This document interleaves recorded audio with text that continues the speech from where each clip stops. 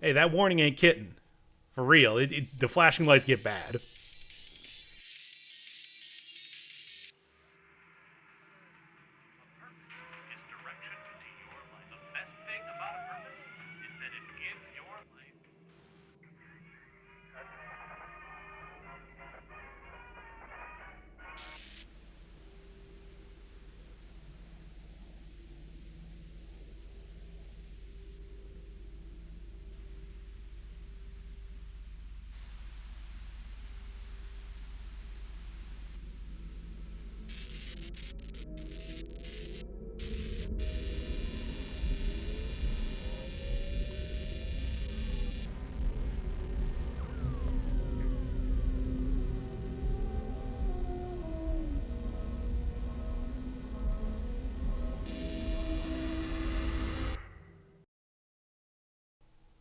Well, that should explain everything pretty well. So, what is PUSS? Click and drag.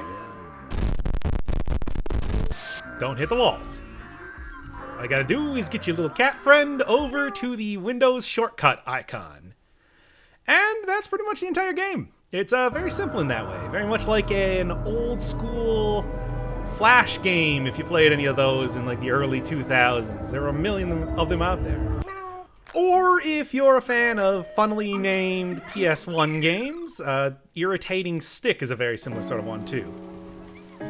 Also, yes, this is a cat game that you play entirely with your mouse. Hey!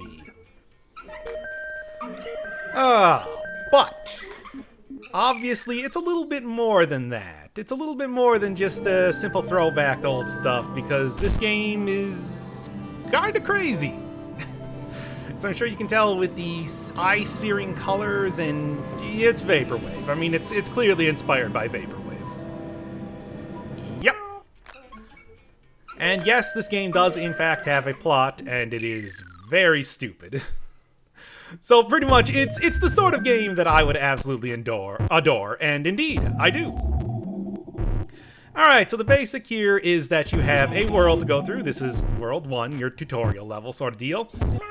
You sort of get used to it, see exactly how everything works. It's not too difficult or anything to figure out. Obviously, even the tutorial was just a 5-second long, hey, look at this. But it does get rather tricky, especially when you factor in the boss fights of this game.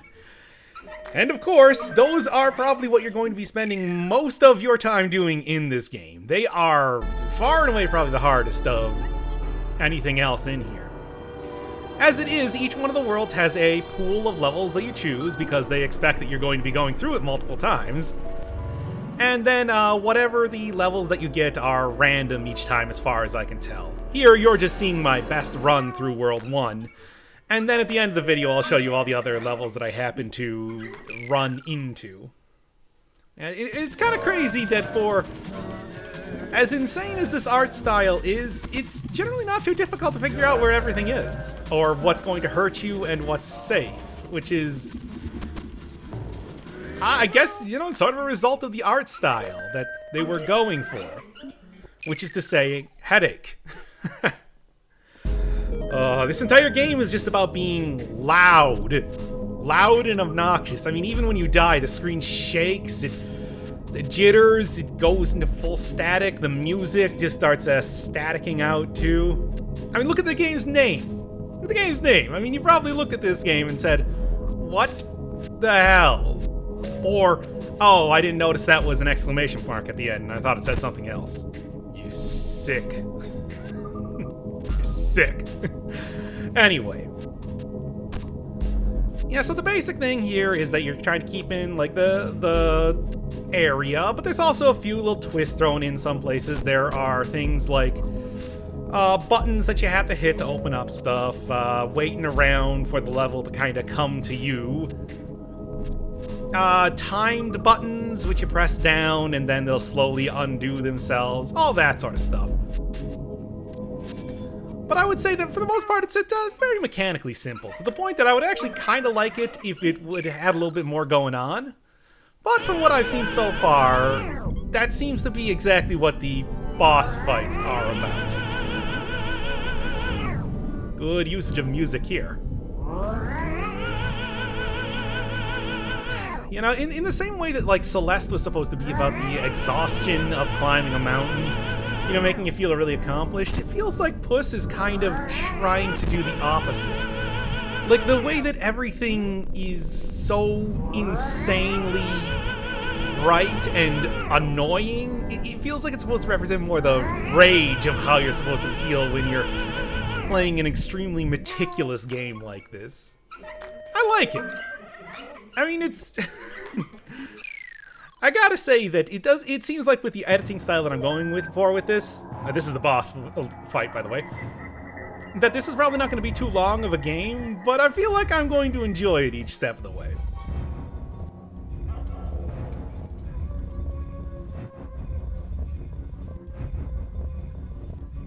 You have to wait around for these a little bit.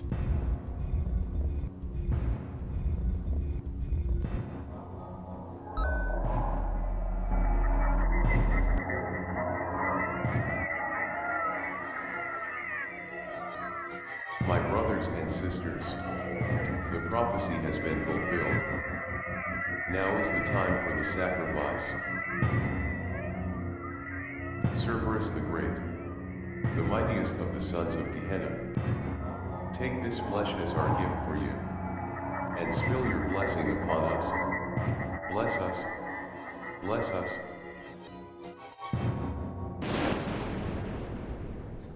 Yes, that was indeed text-to-speech.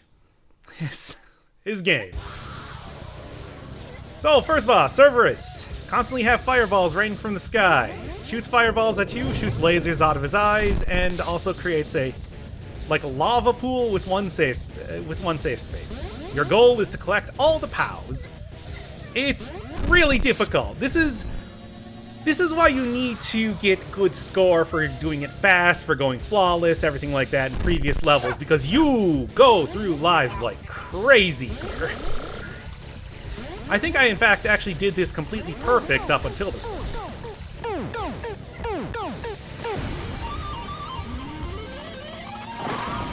Yep, just click very fast. Oh, man. But you can at least see, get a good look at exactly what it looks like when you die. You see those little pixel sprays on the ground, and you'll see that in any individual level or boss fight when you do happen to run into one of the many objects that you will be doing.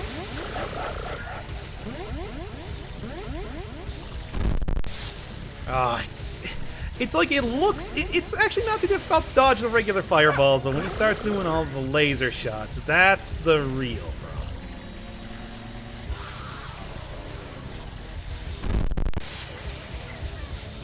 Alright, it takes about, I want to say, 3 power shots to actually beat this boss, so that's about 2/3 the way through.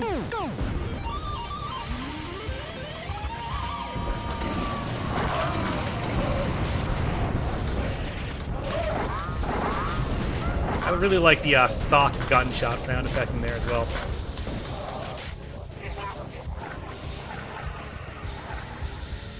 And his name is Cerberus. Don't forget about that.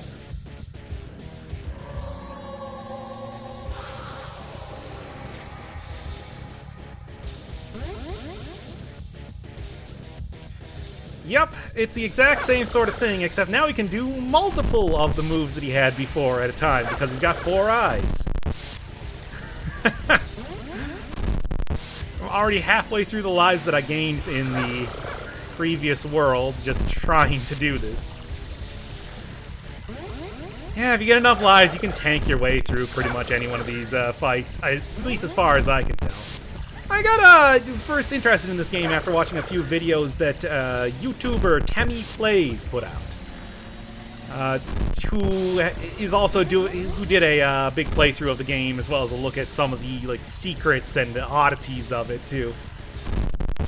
As soon as I saw it, I said, "Oh yeah, this is something that I gotta look at more." It is too weird to ignore.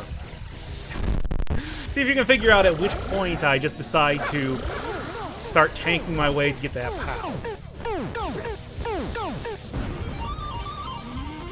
And That should be done. World 1 in the bag. I think it took me 3 or so tries to do that.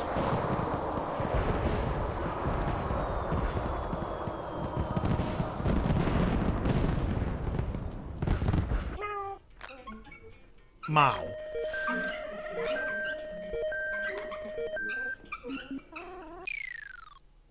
And back to the little tutorial area. Well, not quite.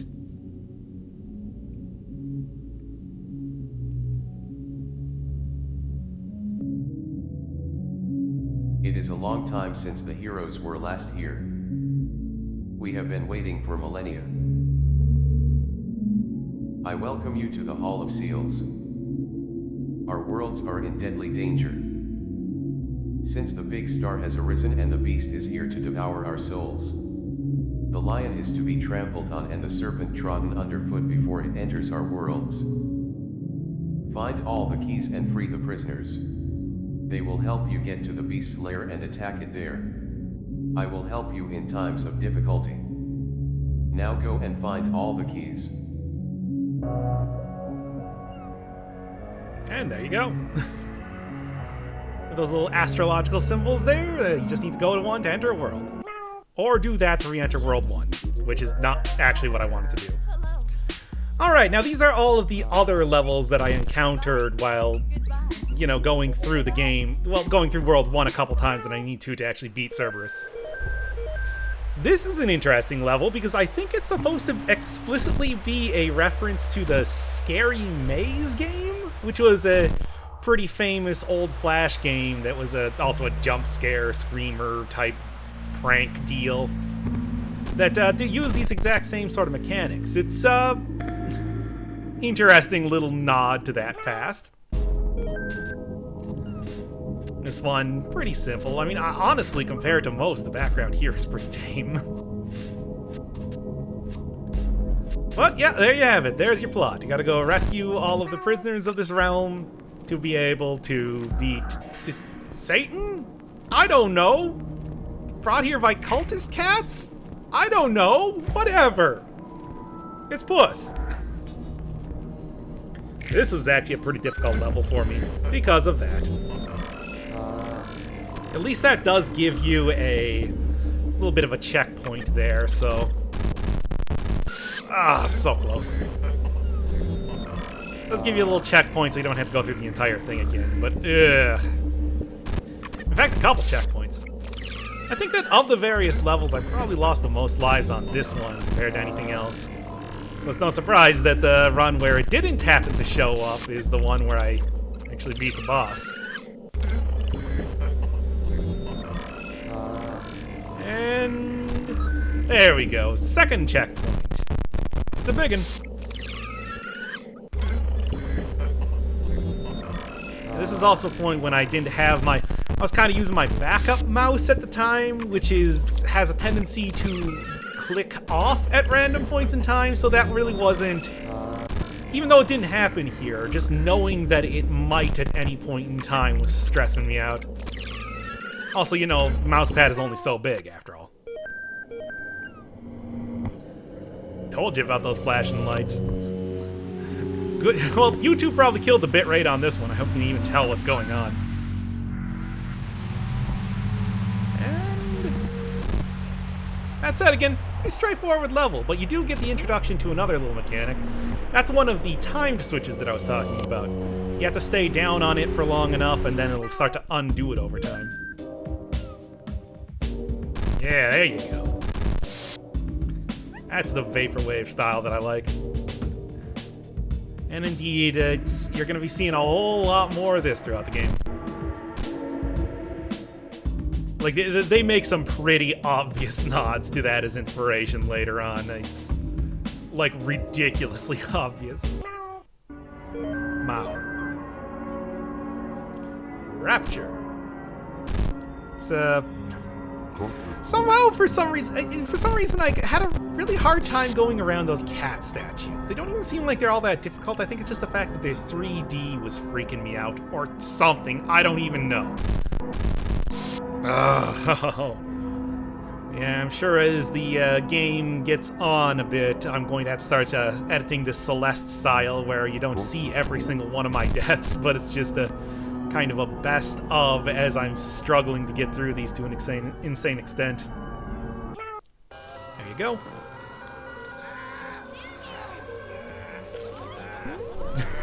Took me even a second to figure out what was going on. Now this, I want to say, is the other one I probably lost the most lives on, because that's a pretty random spray of bullets, and they're not too easy to get around. You can kind of sneak in between them, but again, easier said than done. I mean, look at the amount of pixel sprays you got on the ground there. That's how much I had to edit out. Eh, close. Can't even tell what the music in the background is supposed to be. There we go. And then here's a little look at the game over screen. Just because I like this music.